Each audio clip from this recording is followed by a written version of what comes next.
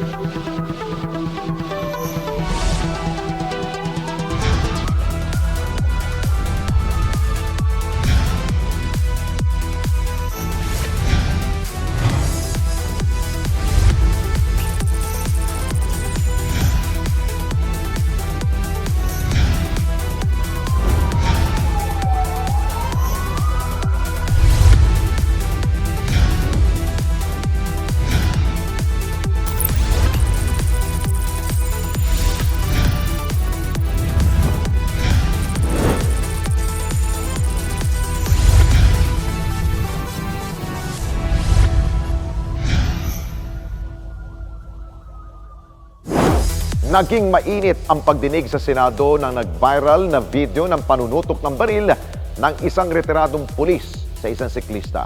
At dahil dito, naungkat ang iba't ibang insidente ng away sa daanan, kung saan ang ibang sangkot, mga prominente pang individual. Saan at paano nga ba nagsisimula ang ganitong gulo? Naritong sagot.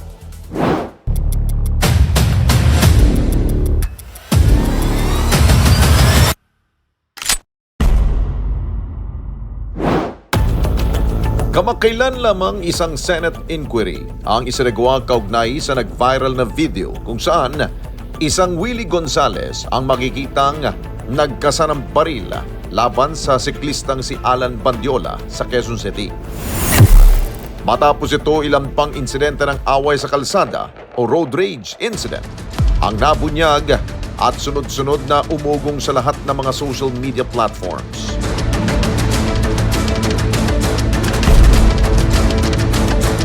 Ang mga away nito sa kalsada na hindi nadadaan sa kalmadong usapan, madalas nauuwi sa gulo at sa ilang pagkakataon, buhay ang nagiging kapalit. Kung tutusin, hindi na bago ang mga insidenteng ito. Katunayan, ilang road rage incident at away sa lansangan ang naitala na sangkot ang ilang kilalang mga individual. Taong 1991, nang mapatay ang isang engineer student habang nagmamaneho sa isang one-way street sa San Juan City. Ang suspect na tukoy bilang si Rolito Go, executive ng isang construction firm. At dahil sa insidenteng ito, mahigit 2 dekadang nakulong si Go. Naging matunog naman ang pagkakasangkot ni Jason Ivler, pamangkin ng sikat na mga awit na si Freddy Aguilar, nang mabaril nito ang anak na nooy Malacanang official na si Renato Ebarla Sr. dahil sa away rin sa daan sa lungsod ng Quezon. At nito lamang nakarang linggo, sumuko sa lokal na pamalaan ng Valenzuela ang lalaking nanutok din ng baril sa isang taxi driver. Ang away sa pagitan ng dalawa, nakuhanan ng kasabay nilang iba pang motorista sa daan.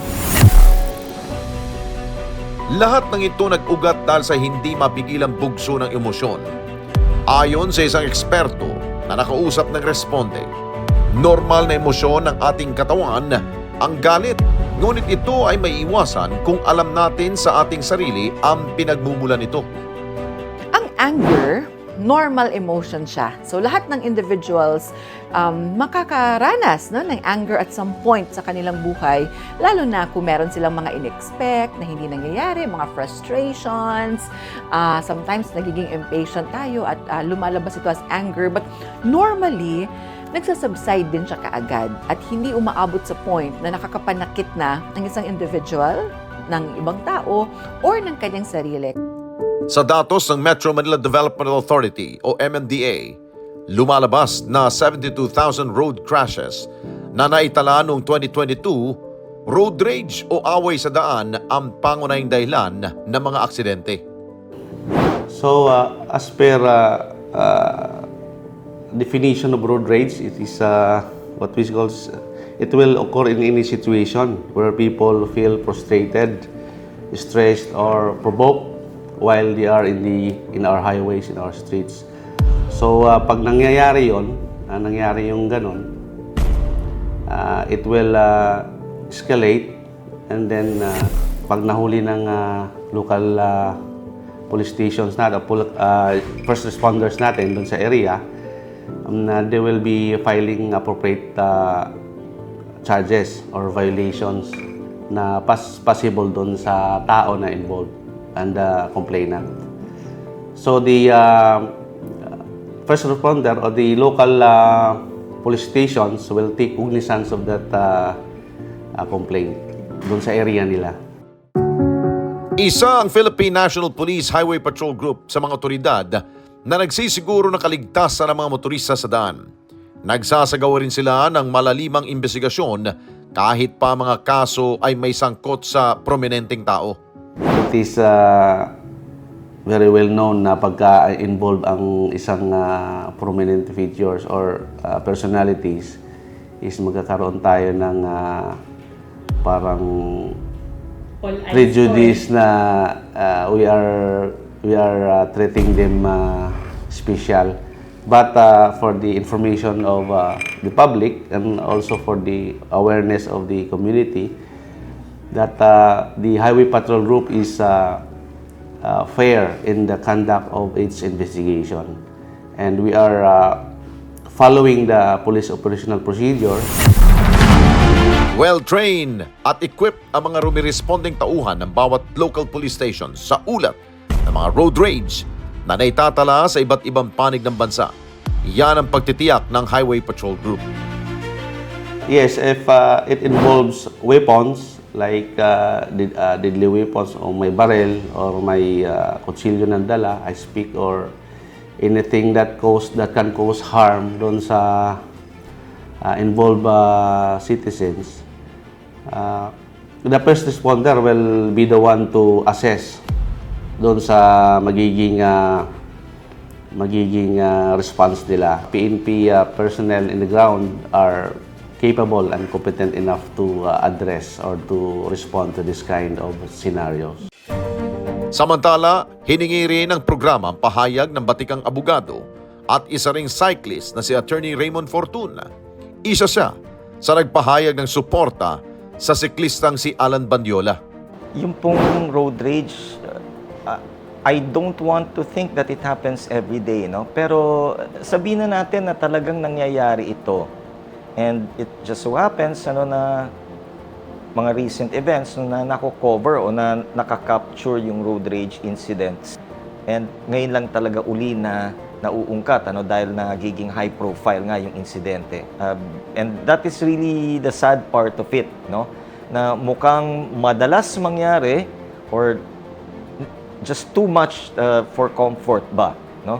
Na may mga tao na meron silang kapangyarihan, na merong karapatan na humawak ng baril, parang nagkakaroon ng lakas ng loob na gamitin yung baril para pananakot or even worse, no, na talagang meron silang babarilin ng tao. Ako bilang isang abogado, no, ang point of view ko dyan, number one, na merong krimen na nangyari, and as an officer of the court, it is my duty to bring this matter to the attention of the authorities. Hindi pwedeng nakapikit ako dito, no? Kahit man hindi ko naman kilala yung mga involved dito sa naging viral video, hindi ko sila kilala. Ayon pa kay Attorney Fortuna, dapat maalam ang mga tao patungkol sa kanilang mga karapatan at ang mga nalalabag na batas ng mga taong may daladalang baril o anumang armas. Hindi lamang ito para sa siklista o sa mga motorcyclist o kahit motorista, no? Everybody, kahit na pedestrian. Kasi once na lumabas yung baril na yan, at yan ay pinutok, hindi lamang yung mga tao involved ang maaaring tamaan, pati yung mga bystanders. No? Bawat mamamayan ay may karapatan naman na depensahan ang sarili. Ang tawag po doon ay self-defense. No? Pero yung self-defense, under yung revised penal code natin, meron 3 elemento yan. Number 1, yung tinatawag na unlawful aggression, meaning yung kalaban mo ang siyang agresibo at gusto kang saktan. Number 2 is that yung you must not contribute doon sa pag-atake sa'yo. Okay?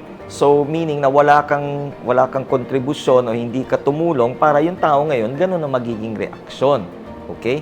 And then lastly, na yung gagamitin mo para madepensahan yung sarili mo must be reasonable in nature. Meaning na kung kunyari, gusto lamang naman makipagsuntukan sa'yo, merong unlawful aggression. Probably, hindi mo naman siya pinikon. So, wala ding contributory factor on your part. Pero, ang gagamitin mo laban dun sa taong kumasa na gano'n ng kanyang kamao, binunutan mo kagad ng M16 tapos binarel, hindi reasonable yon, no? Yung pagdepensa sa sarili mo. Ang paggamit ng baril ay isang pribilehyo at hindi isang karapatan. Aminado si Attorney Fortun na maraming dapat na silipin sa ating batas patungkol sa mga krimeng nangyayari sa daan, partikular na sa pagbibitbit at paggamit ng baril sa bansa. Hindi lahat ng tao ay maaaring magkaroon ng armas. Dito sa bansa natin, bearing a firearm is a privilege, not a right. Sa ibang bansa, for example, kagaya sa Texas, sa United States, yung mga tao parang nagiging karapatan nila na magkaroon ng baril. Dito sa Pilipinas, pribileyo lang yan. Meaning na kung yan ay pahihintulutan ng ating pamahalaan, ng ating estado, then that's the only time. Pero may requirements yan. Kailangan ka mag-apply. Kailangan ka magpakita ng good moral character. Kailangan ipakita mo na hindi ka nako-convict sa kahit na anong krimen involving moral turpitude. Kailangan yan magsumiti ka ng isang psychological test. Kailangan dumaan ka through yung firearms safety course, no? At kailangan mapakita mo na nag-comply ka lahat nito. And only after all of these things, that's the only time na i-issuean ka ng license.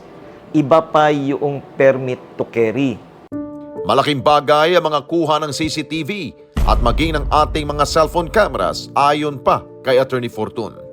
Lalo na kung magsisilbi itong daan upang magkaroon ng ebidensya ang anumang investigasyon na gagawin. Ngunit mas binigyan niya ng diin na malaki ang papel ng complainant lalo na ng mga eyewitnesses sa ganitong sitwasyon. Let's talk about yung technology kasi ngayon, It empowers practically everybody who has a cell phone now to be able to take a video recording of an incident. It doesn't have to be a road rage, no? Pwedeng kahit nga nag-aaway lang ng magkakapitbahay, or probably yung merong magnanakaw or traffic accident na nangyari, no? I mean, yung technology ngayon allows an instant capturing of what appears to be a crime in progress. But ang kagandahan kasi nitong mga phone cam recordings is hindi pwede magsinungaling yung video, no? The video will not lie. So, ang tao ay pwedeng mali yung nakita, mali yung perception, mali yung pagkakaalala, no? For whatever reason, but the video will never lie. So if you're going to upload something, it has to be for a legitimate, valid, no, and parang public service ang lumalabas, no? Not in order to embarrass, humiliate, or destroy somebody else's credibility. Sa kabilang banda, binigyang linaw ni Dr. Joan kung bakit nga ba nagkakaroon minsan ng pagtatalo ang mga tao sa kalsada. Tinitingnan natin always siya, ang ating emotion, behavior, as an interplay of several factors. Interplay, meaning hindi lang siya iisang factor lang. Maaaring part siya ng ating personality style. Kasi yung iba, may mga personalities talaga na talaga mabilis silang maging impatient, madali silang magalit. Yung tinatawag natin na the last straw, na nagpa-pile up, nagbi-build up na emotion, pero kaya nilang kontrolin pa, but nagkaroon ng biglang last straw. At yun na yung cause ng kanilang anger outburst. So again, iba-iba kasi yung trigger at root causes ng anger ng isang individual. Because of that incident. Itong mga incidents kasi ng ganito, pag may threat, halimbawa may nape-perceive tayo na threat, parang like ito, road sa daan, parang may threat ng isang car na muntik na tayong matamaan or bystander na muntik na tayong matamaan habang naglalakad. In general na lang, ma'am, na pag may threat tayo na-perceive, na-activate sa ating sarili yung fight or flight response. Yun yung biological basis for that. It's either you fight yung threat, halimbawa, aso, may aso na gustong kagatin ka. It's either you fight yung aso or takbo ka. Kaya siya fight or flight. Paalala ng Philippine National Police na panatiling kalmado upang makapag-isip ng tama sa anumang problema na nakakasalamuha sa daan. Palagay po nating ingatan ng ating mga sarili, unang-una, sa pamamagitan ng pagsunod ng ating mga batas trapiko. Pag may mga pagkakataon na magkaroon kayo ng karanasan pagdating dyan sa road rage, is iwasan po natin ang maging mainit ang ulo. Mananagot ang sinumang lalabag sa batas, simpleng tao man o may posisyon sa lipunan. Pagsisiguro pa ni Attorney Fortune na hindi natutulog ang hustisya sa bansa. Unahin muna natin yung kaligtasan ng ating buhay. Doon naman sa mga tao na nakasaksi nitong mga ganitong insidente, na-record nyo yung video, or meron kayong dashcam, or meron kayong CCTV na cameras outside your house, huwag po tayong matatakot, huwag po tayong mahihiya na tumulong sa ating kapwa. Yung mga ganitong mga insidente, ang nakakapagbigay linaw kung ano pa yung mga kailangan nating gawin. Huwag tayong mahihiya na pumunta sa ating mga kapulisahan, o sa ating mga husgado, sa DOJ o sa Supreme Court, at humiling tayo ng mga pagbabago sa ating mga batas, sa ating mga rules, para na rin sa kapakanan ng lahat. Ang sunod-sunod na insidente ng away sa daan, magsilbi sanang paalala sa atin na respetuhin sino man ang ating nakakasabay. Kapwa man motorista, mga mananakay at maging mga siklista. Huwag pairalin ang init ng ulo at isipin ang kapakanan at buhay ng ibang tao.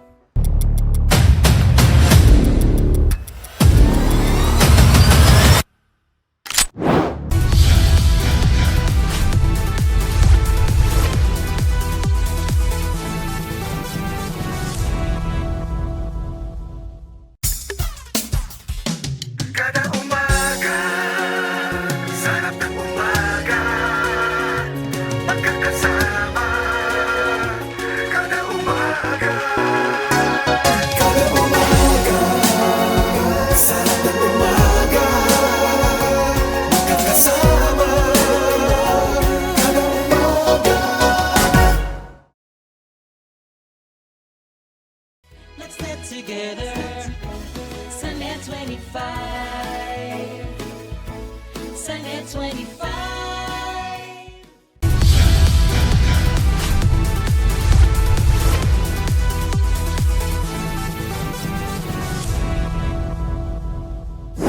Ilang tauhan ng isang catering services ang pinagtulungang bugbugin ng ilang kabataan sa Giginto, Bulacan.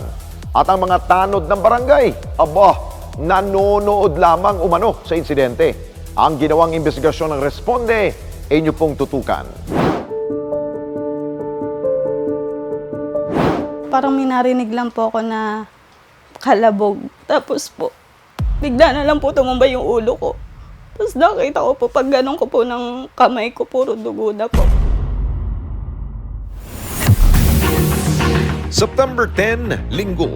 Isang gulo ang nakunan ng CCTV camera sa bayan ng Giginto sa lalawigan ng Bulacan, kung saan sangkot ang mga pasahero ng truck nito at ilang mga nakamotor na kalalakihan. Unang mapapanood ang biglang pagtatalo ng dalawang grupo. Maya-maya pa ay nagsimula ng magkagulo hanggang sa masapol ng CCTV ang pananakit at pambubugbog ng mga lalaking nakamotor sa sakay ng truck. at para imbestigahan ang punot dulo ng nasabing kaguluhan. Agad na tumulak ang responde sa lalawigan ng Bulacan. Nakausap namin ang grupo ng mga biktima. Sila pala'y mga crew ng isang catering services mula sa Bulacan, Bulacan. Dinetali nila sa responde ang mga pangyayari ng araw na yun. Galing kami ng San Pablo, Malolos, paakyat ng Tabang. Pagkalagpas ng Uruguay, may dalawang motor na sabay na maandar, nag-uusap. Dalawang linya yung nasasakupan nila. Pagbusina ko, mahina lang yung busina ng truck. Kumarap sa akin yung isang nakamotor at nag-dirty finger, sabay harurot. Lumiko sila sa papuntang Bulacan at nakita na siguro na doon din kami papunta. Huminto sila sa gasolinahan. Pagtapat namin, kinumpronta na ako nung isang nakamotor. Sabi ko, masama bang businahan?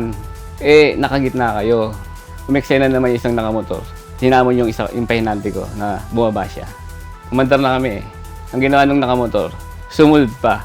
Pero sabi ko doon sa pahinante ko, isarado niya mabuti yung pinto kasi medyo yung pinto.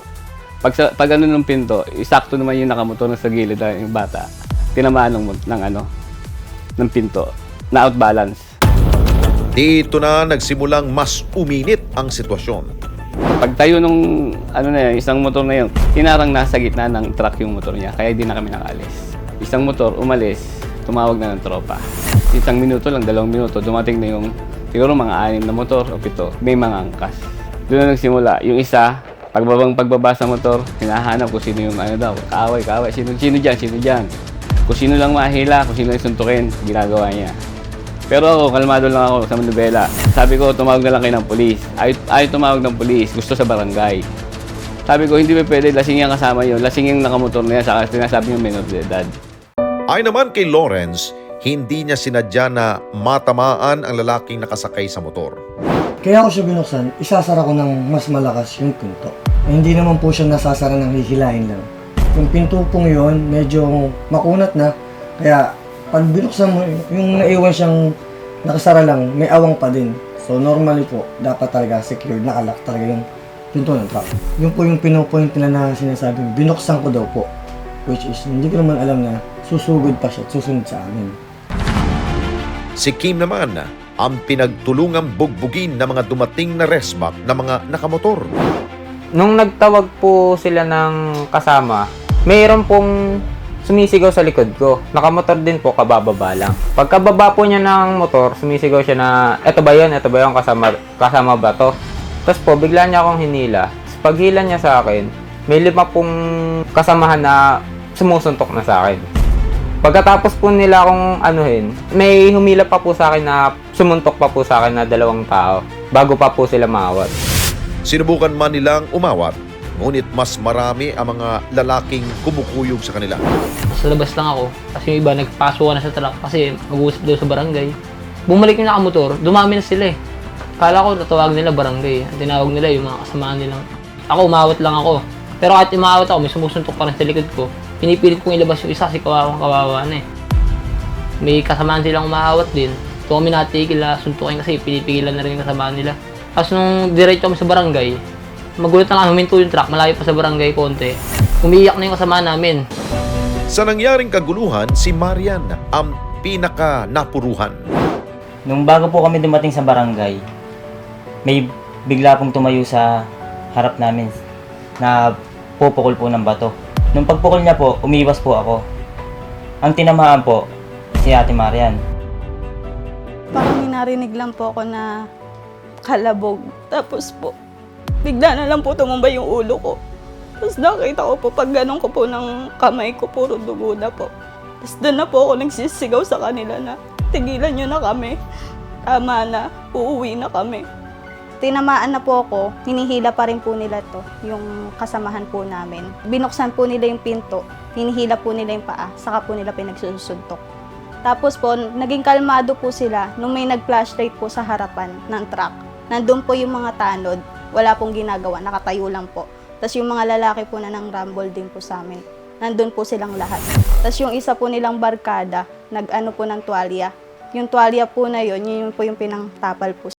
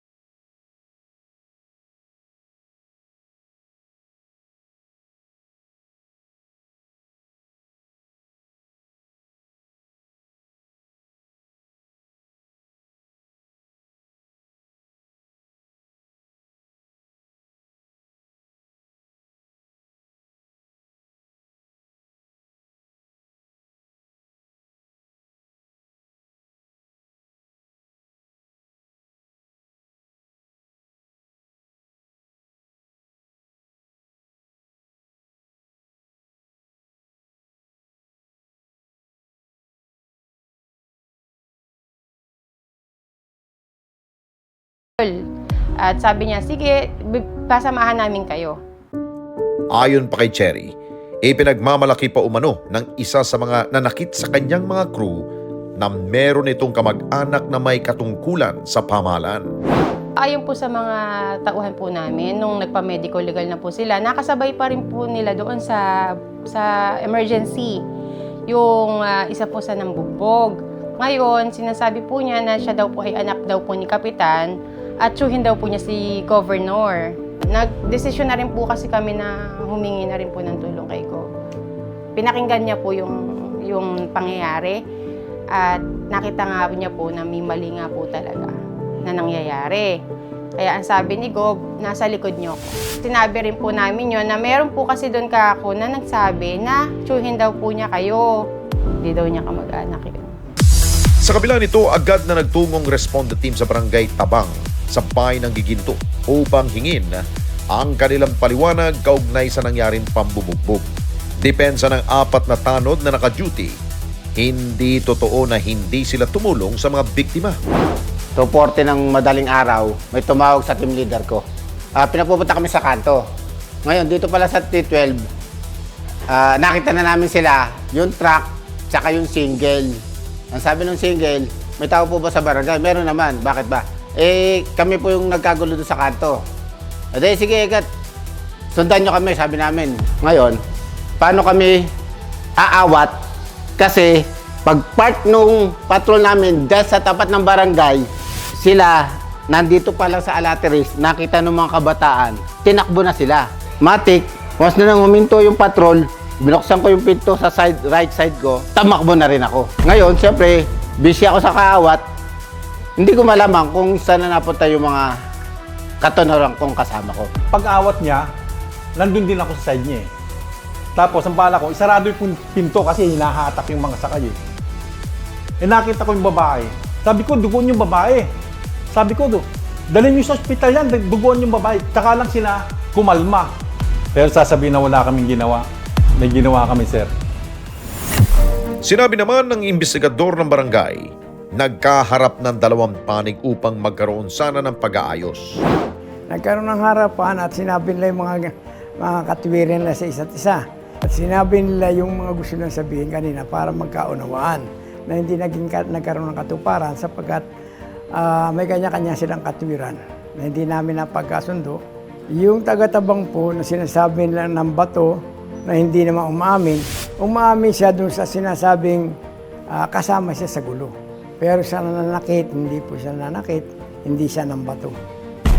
Pag-amin pa niya, 17 years old lamang ang lalaking pinagmula ng gulo at anak pa ng mother leader na kanilang barangay.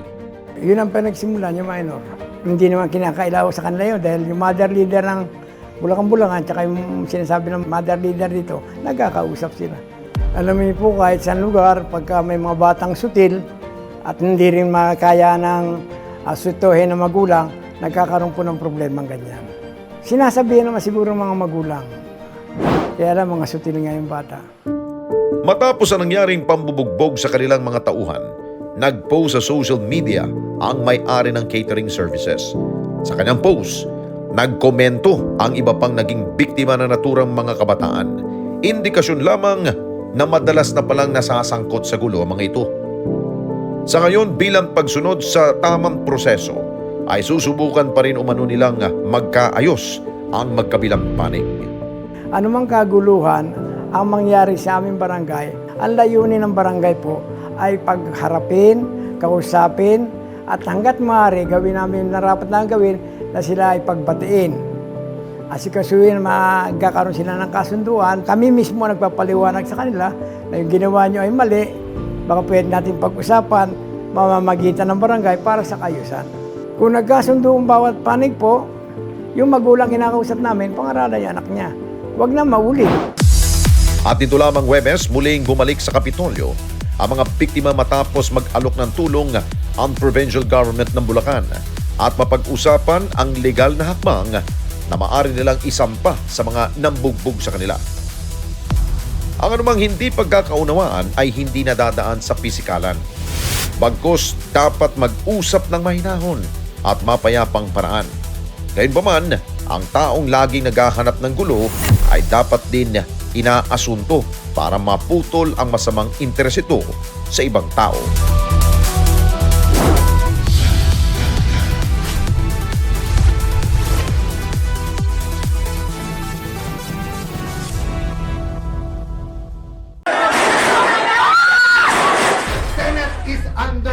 Kalma lang po, hindi po gobyerno ang gumawa nito. Tampok ang mga nagbabagang balita at malalimang panayam sa mga pangunahing personalidad, mga opisyal ng gobyerno, eksperto at mga taong nasa sentro ng kontrobersya. Harapan at tapatan. Alamin ang totoo. Alamin ang magkakaibang panig. Sumabay sa init ng mga balita at issue. Ano sa palagay nyo?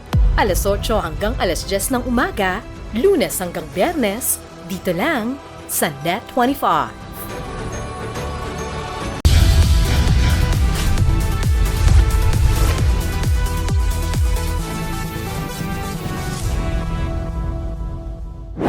Isang guro mula sa isang pampublikong paaralan dito sa lungsod ng Quezon ang lumapit po sa ating programa para matulungan ang kanyang estudyante at ang lola nito. Ang kanilang natatanging kwento ng katatagan, pagmamalasakit at pag-ibig ang nagtulak sa Responde at programang Lutong Daza na magsanib puwersa para sila ay marespondihan. Narito po at inyo pong panoorin.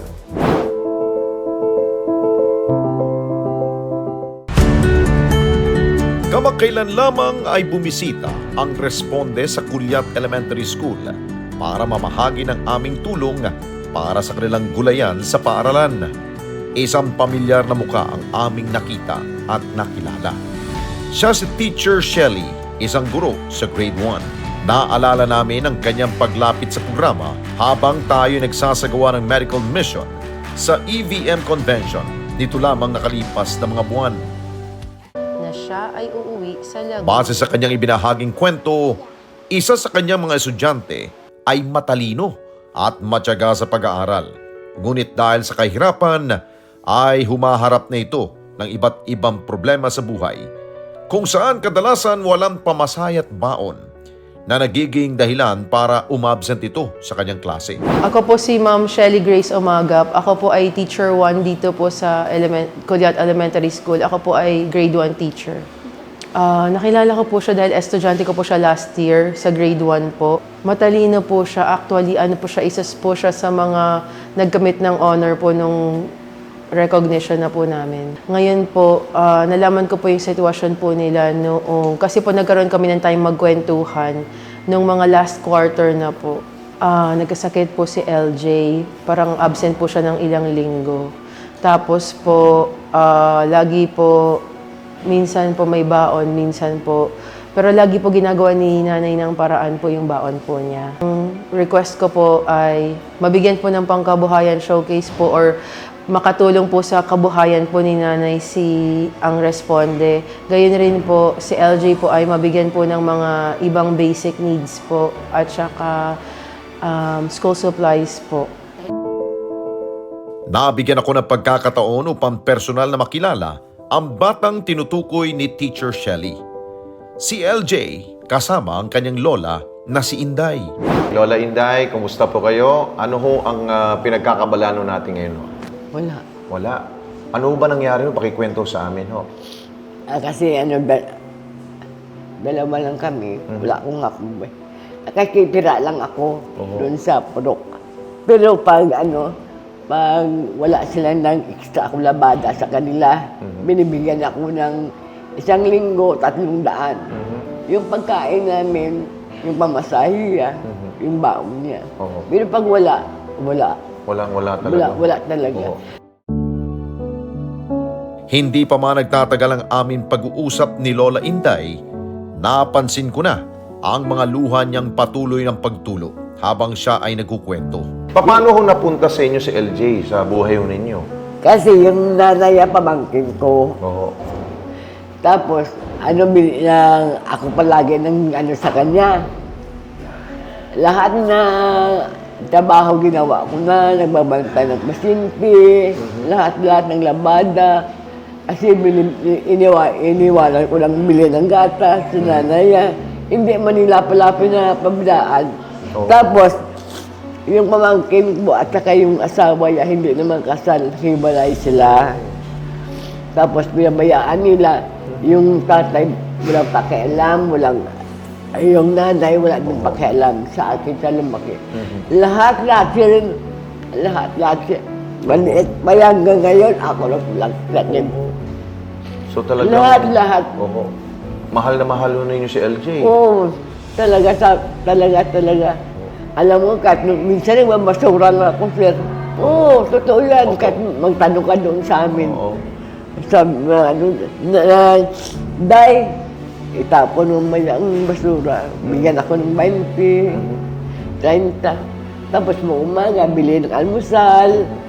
Pamasahe namin dito. Tapos minsan pag wala akong pagkain kasi ang nanay, magkaharap lang, walang pakialam. Nanghingi na ako ng pagkain para sa kanya.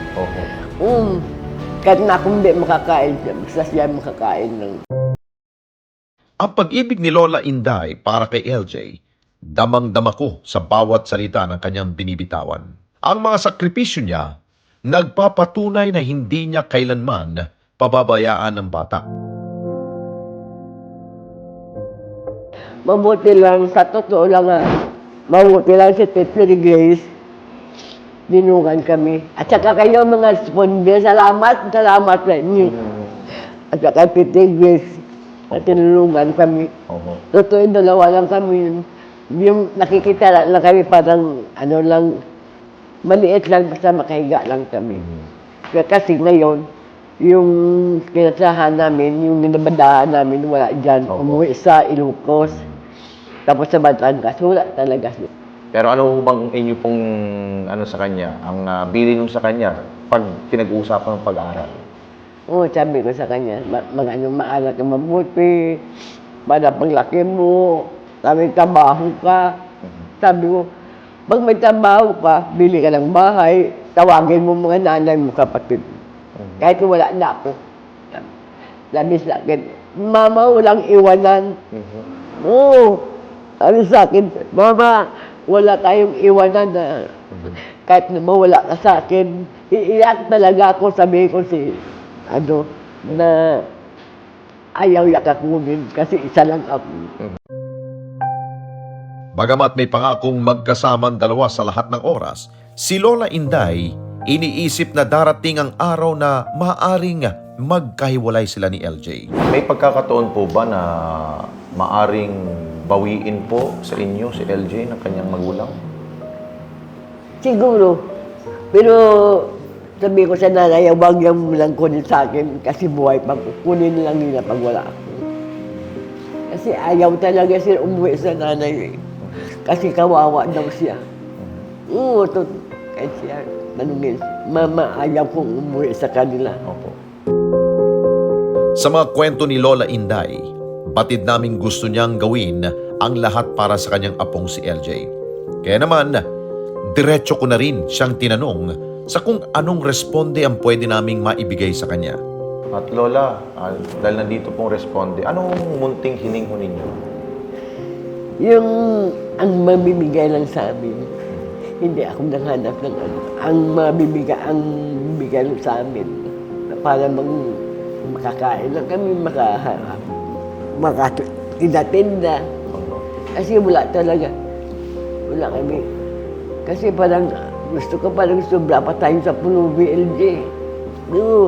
Minsan si Titires, totoo yan na bakit na hindi ako lang mamunta kami dito, bibilang kami dito, Titires ng pagkain. Kasi sinabi ko, wala pa kayo pagkain. At Lola, kung sakali man ang responde makatulong ho sa inyo, ang isa ho bang pangkabuhayan, okay na ho ba sa inyo?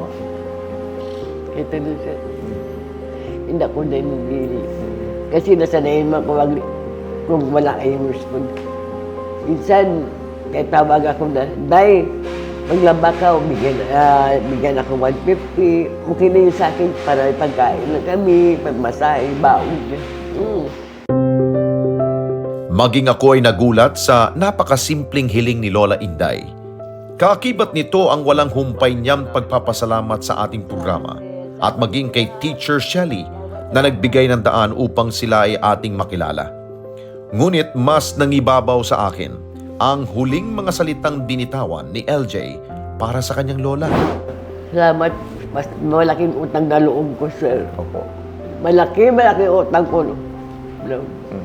Kahit sa inyo mga responde, lalo na kay Teacher Grace, salamat talaga ako.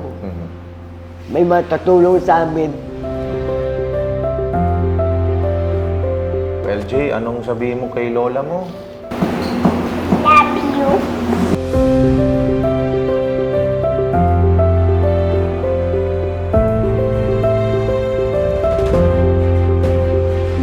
Walang iwanan. Ha? LJ, walang iwanan kay lola.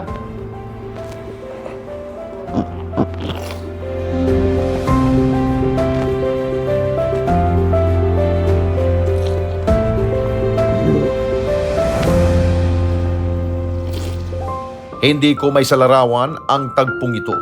Ang maigpit na pagyakap ni LJ sa kanyang lola at ang walang tigil na pag-iyak naman ni Lola Inday ang nagbigay sa amin ng kasiguraduhan na ang dalawa ay nararapat nating marespondihan.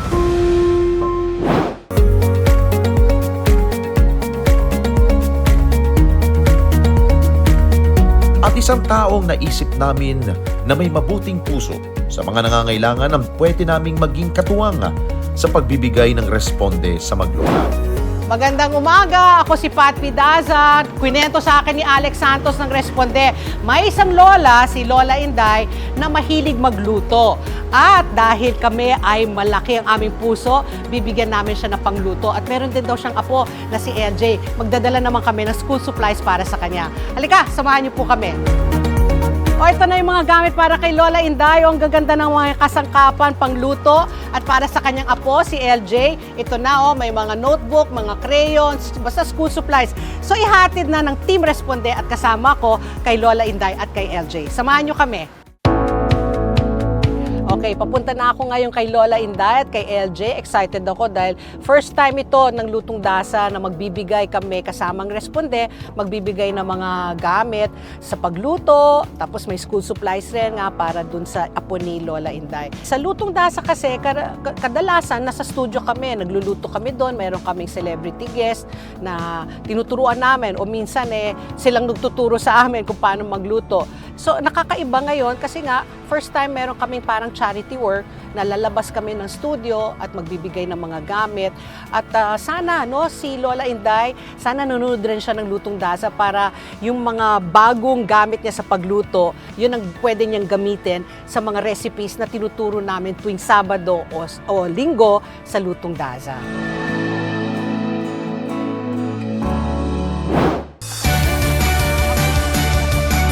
Kasama ko na si Teacher Shelly. Siya ang nakahanap ng paraan para matulungan si LJ. Mabuti talaga mga teacher na ganyan talaga. Mga kayo talaga, bayani. Ayan, puntahan na natin. Nasaan na si Lola Inday at saka si Miss LJ. Ang cute-cute ba ni LJ? Nakita ko kanina Lola Inday. Katok! Ayan, si LJ at saka si Lola Inday. Ayan, meron pa kayong bantay aso. Halika.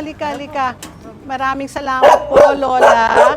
Hindi naman nangangagat ang alaga. Ano pangalan ng alaga mo? Odette po. Odette? Babae? LJ, Teacher Shell, puntahan natin yung sasakyan kasi nandun lahat ng mga gamit, ang sorpresa ng Responde at Lutong Dasa para sa inyo. Alika dito tayo para makita ninyo po kung ano pong hatid na regalo po namin po para sa inyo. Salamat. Ito, halika. Anytime. Salamat sa Responde. Pikit ang mata para magandang surprise. Ready na kayo? 1, 2, 3, and open! Ayan! Wow! Thank you! Lola Inday at saka LJ. Thank you! Para sa iyo, LJ, ito. Hindi, para kay Lola, syempre lahat ng mga pangluto. Balita ko, Lola, magaling ka daw magluto eh. Anong specialty mo? Sa Ilonggo eh. O, hindi bale. Anong pangalan? Yung ano ba yung may malagkit na sa amin tawag ba yun? Valenciana. Valenciana? Yung kanin? Kanin na Wow! Nanood ba kayo ng lutong dasa? Hindi. Wala kang TV. Ay, wala kang TV. Hindi bale. Next time po, baka may magbigay naman ng TV o ng cellphone para makapanood po kayo Ay, ng lutong salamat. dasa. Ha? O, if kayo sa'yo, LJ, ito mga school supplies. Kasi nandiyan na si teacher. Sabi ni teacher, isa ka sa magagaling na estudyantes. Ano ka daw? Number 1 ka sa class mo. May ballpen, may notebooks. O, di ba, mga school supplies mo, may school bag. O, tingnan mo, magaling ka ba mag-coloring? Oh, very good. Anong paborito mong niluluto ni Lola? Ha? Pastil. Pastil. Ano yung pastil, Lola? Yung kanin lang, tapos ano mo yung... May ulam. Yung Ayun. Manok. Parang yan, ganun. Ihihimay. Naku, o sige. So ito na ha. Maraming salamat. Magpasalamat tayo sa Responde at sa Lutong Dasa. Makakaluto na si Lola. At meron ka ng mga school supplies. Ha, LJ? Meron rin kaming abot na tulong mula sa Lutong Dasa para may puhunan kayo at ang Responde para may puhunan po kayo para pagbili po ng inyong mga gamit para sa kusina. Huwag kayong iiyak man, Lola. Huwag kayong iiyak. At basta tulong-tulong, manalangin pa rin tayo at may mga tutulong pa rin na tao. Salamat, Ma'am Bati. At saka kay Ma'am Grace. At saka mga Responde nagtulong sa atin. Kahit hindi ko kayo kilala, malaking utang na loob ko sa inyo. Salamat, maraming salamat. Nakatulong ikaw. sa amin, LJ. LJ, ikaw, ano gusto mong sabihin? Ganda-ganda mong bata. Ha? Maana ka ba sa lola mo sa ganda? Ha? Ano gusto mong sabihin? Excited ka bang gamitin yung mga school supplies mo? Ayan. Okay, sige. Thank you very much, ha, LJ at saka Lola Inday. Ingat po kayo parate. At sana balang araw matikman ko po ang luto ninyo gamit ang mga panluto na bigay sa inyo ng Responde at ng Lutong Dasa. O, iabot ko na ito sa inyo. Thank you very much po, Lola. Mababaka sa mga luha at ngiti ni Lola Inday ang kasiyahan niya sa mga bit-bit nating biyaya para sa kanila. Maging si LJ, excited sa mga bagong gamit niya sa eskwela. Mga Responde, mga nakatulong sa amin, Teacher Grace. Salamat. Kung hindi sa iyo, wala kami ngayon, LJ. Utang na loob ko sa iyo, Teacher. Ma'am Dasa, sa inyo lahat na hindi ko kayo kilala. Salamat, marami. Iniwan namin ang maglola na masaya at puno ng pag-asa. Ang mga araw na kumakalam ang kanilang mga sikmura, mawawakasan na dahil sa dala nating bagong kabuhayan para sa kanila. Ang kanilang pagmamahalan sa isa't isa at ang determinasyon ni Lola Inday para kay LJ magiging inspirasyon para sa amin na patuloy na maghanap ng mga taong nararapat naming tulungan at patuloy na rumisponde sa higit na nangangailangan.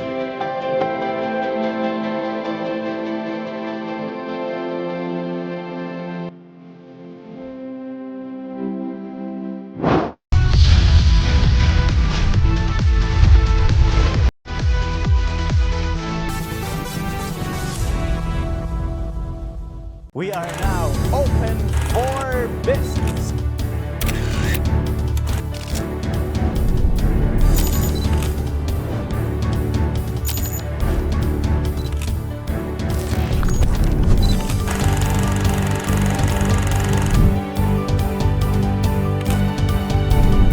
Open for Business with Cesar Vallejos. Every Sunday, 9 p.m. Sunday 25.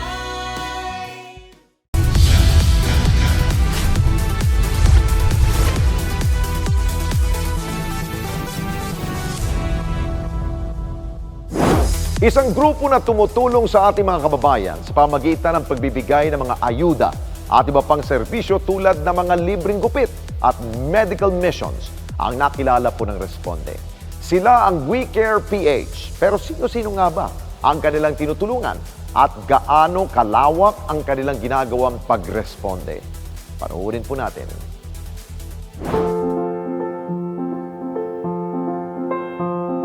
Dinatna ng Responde team ang grupong ito na abalang-abala dahil sa isang outreach program ang kanilang isasagawa para sa mga kabataan ng Santa Ana, lungsod ng Maynila. Punong abala sa okasyon si Rachel, ang namumuno sa grupong We Care PH. Ngayon po, nandito tayo sa Barangay 894, Punta Santa Ana, Manila po. So ngayon po, ang mga beneficiaries namin ay mga bata, age 6 to 12 years old. Basta yung mga kaya ng makipag-party dun sa mga tao. Kasi ang goal namin ngayon, mapasaya sila, ma-experience nila yung party.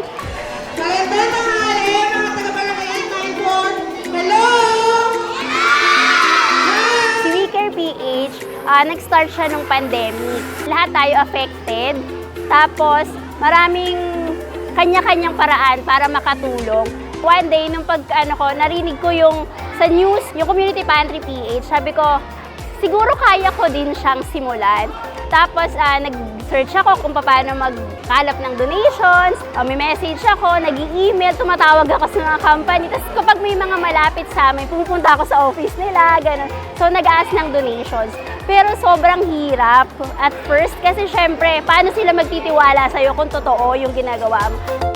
Ang We Care PH ay unang itinatag ng tiyahin ni Rachel. Si We Care PH, sa tita ko po talaga siya ever since.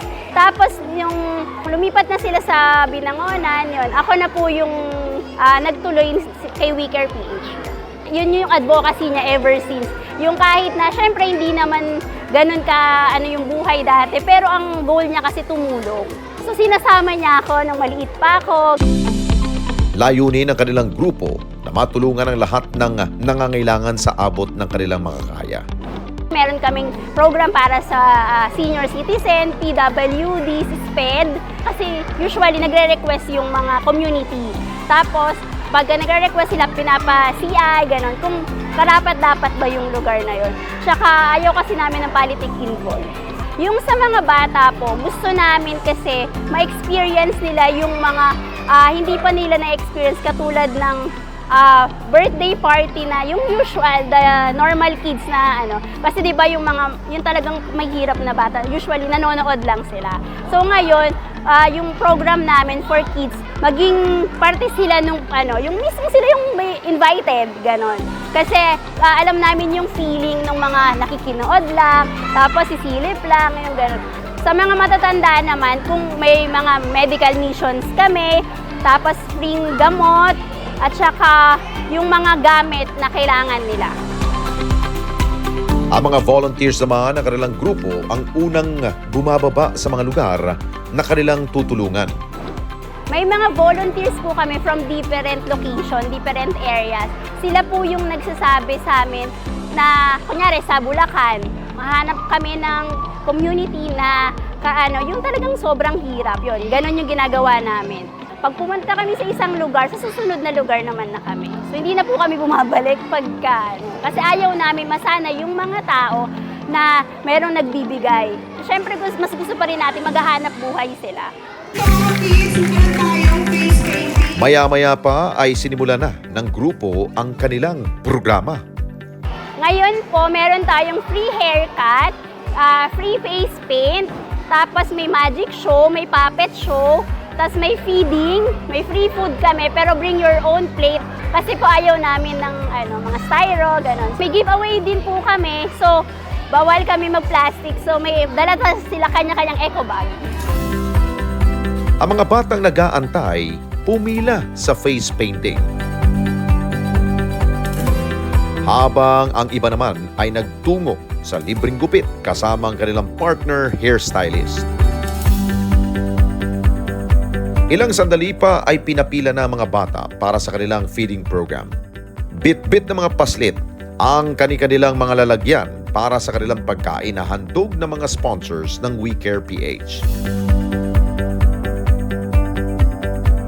Sinimula na rin ang inihandang programa para aliwin ang mga bata tulad ng puppet at trick show. Maging ang ayuda na mula sa iba't ibang kumpanya at sponsors, isa-isa na rin nilang ipinamahagi sa mga bata. Kwento pa ni Rachel, maging ang kanilang mga volunteers ay binibigyan din nila ng tulong. Pagka may mga donations na dumarating, yun inuuna ko pong bigyan yung mga angels. Angels po kasi yung tawag ko dun sa mga sa mga volunteers. So, kung ano yung merong goods, tatabihan ko po sila parang pakonsuelo sa kanila dahil wala naman po kami pare-parehas na sahod. Katulad po, pag weekly po, meron kaming gulay.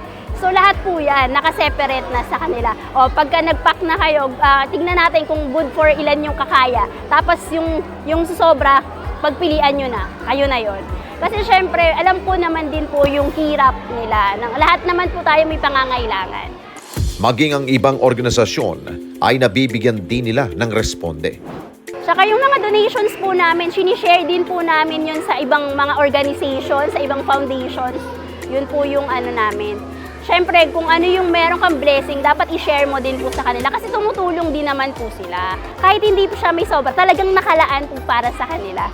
Meron din kami mga partners na NGO din po. Kunyari sila po, may outreach sila, i-invite nila kami to join them po. Usually din po, meron kami mga partner na chef, na NGO din po sila. Dati kasi burden namin yung magluto ng sobrang dami, di ba po, good for 1,500 na tao. Pero ngayon, dahil may mga partners na po kami, sila na bahala sa kitchen. Kami na lang po dun sa mga goods namin, sa program, ganun po. So malaking tulong po talaga yung tulungan, bawat isa po. At hindi lang mga taga Metro Manila, dahil nakarating na rin sa iba't ibang probinsya ang kanilang grupo. Sa Bulacan, sa Pampanga, sa Nueva Ecija, sa Cavite, mga ganun po. Ngayon po kasi nakaschedule kami sa Bataan at saka Pangasinan yung susunod po. Sa mga gusto pong tumulong at saka magbigay ng suporta sa amin, maaari nyo po kaming i-message sa Facebook page ng We Care PH Charity Organization. Nandun po yung contact details namin. Yung in-kind at saka monetary donations, meron din pong details po. Mahalagang ginagawa nating pagresponde sa kapwa, maliit man o malaki ito. Dahil sa pamagitan nito, naiibsan natin ang paghihirap ng iba. Tulad na lamang ng We Care PH na handang rumisponde anumang oras, sino man ang nangangailangan. Kami ang We Care PH Certified E-Responder.